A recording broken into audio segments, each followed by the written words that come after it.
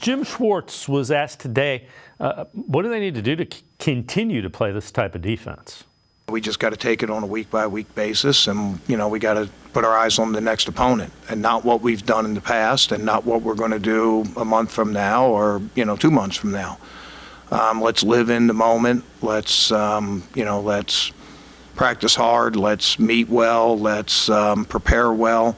And let's go out and perform well on a Sunday and just keep doing that. And, we can keep stacking those. Don't worry about what's happened in the past. Don't worry about what's happened in the future. I think that you can get derailed a little bit in this league sometimes with success.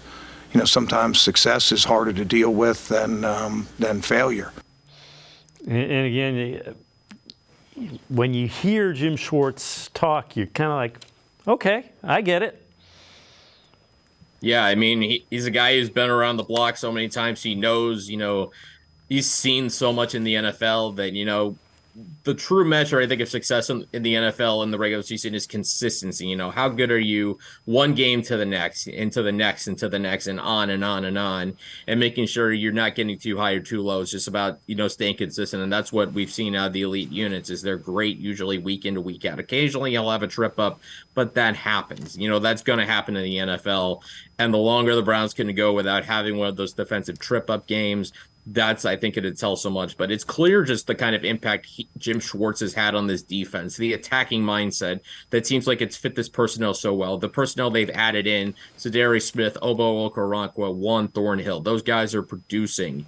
And again, I mentioned, just the way they've dominated offensive fronts all season long against all three teams they've played so far.